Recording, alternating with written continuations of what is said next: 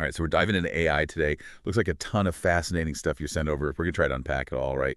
The whole landscape, global AI, race, elections, jobs, all that. Yeah, it really does touch everything these days, doesn't it? I mean, Yeah. it's everywhere, Yeah. so better to understand it, Right. right? Exactly. And, well, this global race to be like the AI superpower seems like everyone's just hitting the gas, you know? Like it's not even just about who has the smartest AI, it's about who's going the fastest. Yeah, and that's where it gets interesting because different parts of the world, they're like approaching it all so differently. It's like the US, they're all about less regulation. Like if we have too many rules, it'll slow us down, right? Let other countries, competitors, whatever, zoom ahead. Right, yeah, like it's a race. Someone's in a speedboat, the other one's building a, I don't know, a Yeah. yacht. Right, Exactly. yeah. Exactly. And then you got the EU, super cautious, right? Like their AI Act, it's all about ethics, you know? Yeah. User rights. Like, whoa, whoa, whoa. Let's not trample on people on the way to this amazing AI future. Precisely. And then, well, you have China. AI is getting baked right into their social credit system, kind of raises some eyebrows, the whole surveillance thing. And it really shows you, like, AI development, Yep. it's not just tech, it's like culture, politics, it's a whole It reflection. makes you wonder, like, is there a speed limit for all this? Can we go fast, Andy? Yeah. Be, responsible? The million-dollar question, right? And that's where regulations come in. But they're a double-edged sword. Protect you, yeah, from misuse, could stop some bad stuff, but also stifle the whole innovation thing. Like trying to ride a wild horse or something. Harness the power, but not get trampled. What about like facial recognition? That's a good example. Find missing people, awesome. But then unjustified surveillance, not awesome. Trippy. Perfect example, yeah. And that's why it can't just be like the tech people talking about this. We all got to figure this out. Like, what future are we building here? Right. And it's not just the tech itself, it's how it's being used. Yeah. Like elections, the sources you send. It's clear. AI is changing the game, and these platforms, like X, right in the middle of it all. Oh, absolutely. Campaigns are using AI in, well, some pretty sophisticated ways, like micro-targeting. They're using tons of data to figure out, like, how voters think, what they want, so they can craft these messages. Super targeted, So basically, like a custom political ad for every single person. pretty much. Which, yeah.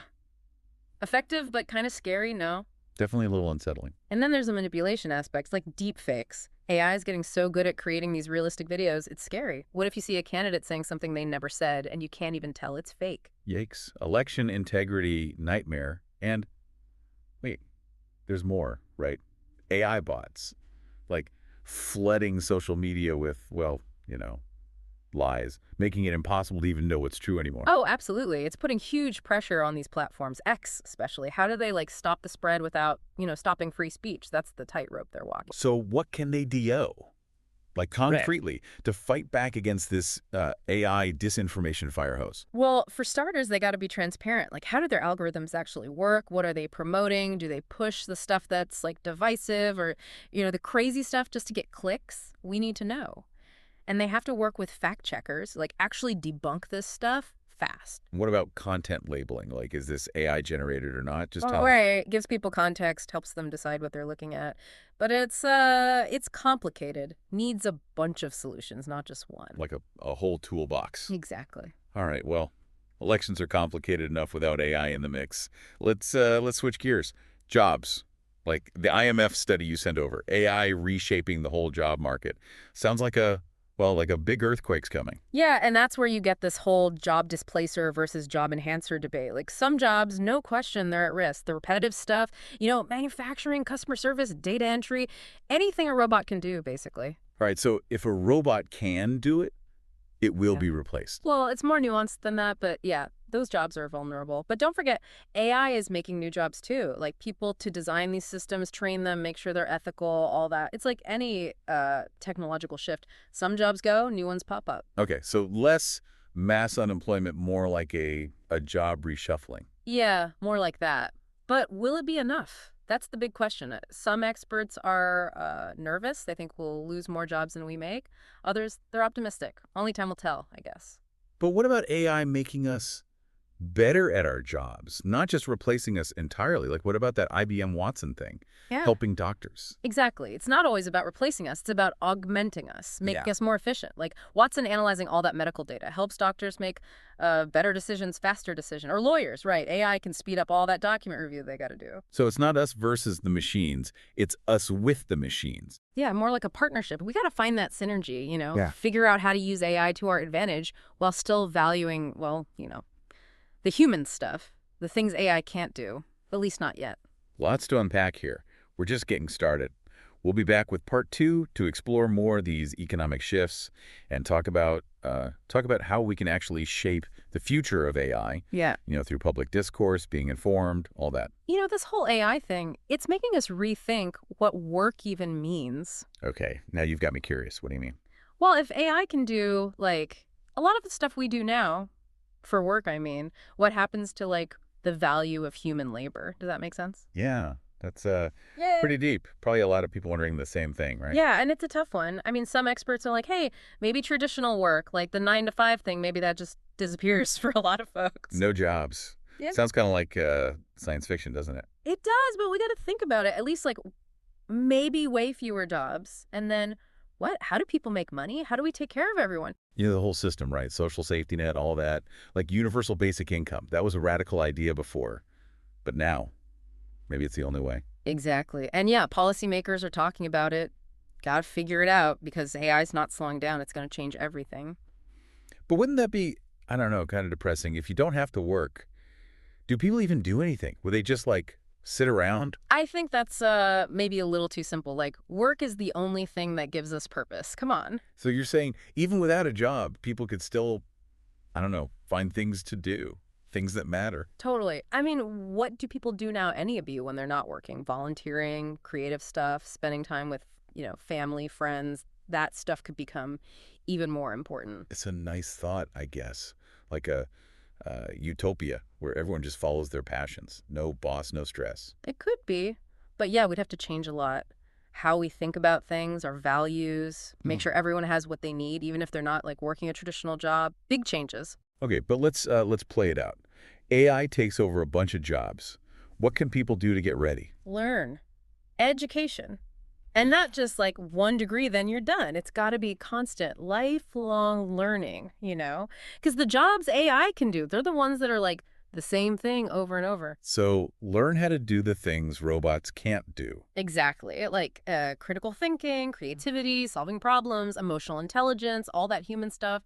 Machines aren't there yet. So like a comeback for, I don't know, philosophy, the humanities, all that stuff that's about being human. Kinda, yeah. We're going to need people who can think about the info AI gives us, figure out what it means, solve the problems AI can't, and, well, understand each other, all that. It's weird, right? AI is making us more human, in a way. I think you're right. It's not just jobs either. It's like how we relate to each other, how we build communities, find meaning in this crazy world that's changing so fast. So you keep saying everyone needs to be part of this conversation, not just the tech people? Why? Because it's going to affect everyone. Right. The choices we make now. That's the future we're building with this technology. Right. And it's not like some far-off thing. AI's here. It's now W. It's already doing stuff. And it's just going to keep going. Exactly. So we got to be talking about it, like, for real. Yeah. Is it ethical? What are the risks? What do we want AI to do? What kind of world are we making? So what can people do? Like, how do they get involved? What are some actual steps? Lots of ways. First, stay informed, right? Read, listen, pay attention. Podcasts like this one. Hey, plug. We like listeners. Right. And then join online groups. Go to events, conferences, whatever. But the most important thing, speak up. Say what you think. Like, advocate for responsible AI. So, like, tweet about it. Write to your congressperson, whatever it takes. Exactly. Those policymakers, they got to know what people want, what we're worried about, what kind of rules we need. Because it's not just about the tech itself. It's about how we use it, what we do with it, what kind of world we build. You got it. AI is a tool, right? Powerful tool. But WE decide how to use it. And the more we know, the better choices we'll make. Lots to think about. This is big stuff, but it's also pretty exciting, Like, we're right on the edge of something huge. So much potential. It is exciting, but we got to be smart about it. Think ahead, see the risks, but also Yeah, all that amazing potential, it's all there. And that's why these conversations, they matter. We talk, we learn, we figure it out together. Well said. I think that's a good place to wrap up part 2. We'll be back for part 3 to look at some real-world examples, like AI in action, and talk about, some solutions. People are working on some really cool stuff. All right, back for the final part of our AI deep dive. Feels like we've covered a lot, Global race, jobs, the whole ethics thing, the risks, all that. Yeah, we've been all over the map with AI, but now I think it's time to zoom in a little, see how AI is actually being used out in the real world. Yeah, let's get down to brass tacks. Yeah. What are some of the coolest, most interesting ways AI is being used right now? What have you seen? Well, healthcare is a big one. We talked about Watson before, but there are tons of companies building AI tools for doctors to help them diagnose stuff, figure out the best treatments. Yeah, like those algorithms that can look at medical images, spot cancer cells, things like that. Way better than a human can. Exactly. They can see patterns, little things, and all that data. And it's not replacing doctors, it's giving them more info so they can, make better decisions. Like a super-powered second opinion. And wait, there's more, right? Like predicting health problems before they even happen. That's got to be mind-blowing. Yeah, that's the whole predictive healthcare thing. And it has huge GE potential. Hmm. But AI is not just in healthcare. It's in creative stuff too. Music, art, even writing. I've seen some of that AI art. It's pretty wild. Makes you wonder, can machines really be creative? Or is it just, mimicking us? That's the big question, isn't it? And AI is making us rethink what creativity even means. Pretty fascinating. Yeah. But yeah, with all this cool stuff, there are challenges. Jobs, ethics, misuse, all that. Are people working on solutions, to make sure AI doesn't go off the rails? Yeah, good question. I mean, we can't just ignore the problems, right? Right. And the good news is there's a whole movement focused on responsible AI. Like researchers, policymakers, even some of the tech companies themselves, they're trying to figure out, what are the rules? How do we make sure AI is a force for good? Okay, so what are they actually doing? What are some of the concrete steps? Well, some groups are working on frameworks for AI governance, transparency, accountability, making sure it's fair, and they're building tools to audit these systems, make sure they're not biased, not discriminating against certain people. That's huge, right? Yeah. Especially if AI is making decisions about loans, jobs, even criminal justice stuff. We got to make sure it's fair. Exactly. And there's more focus on education too, helping people understand AI so they can, be a part of the conversation, advocate for what's right. Sounds like a lot of good stuff happening, but it's probably just the beginning, yeah. Oh, yeah, it's a long road. But I'm hopeful. People are talking, they're asking the tough questions. That's how we make sure AI doesn't, turn into some sci-fi nightmare. All right, so we've reached the end of our AI deep dive.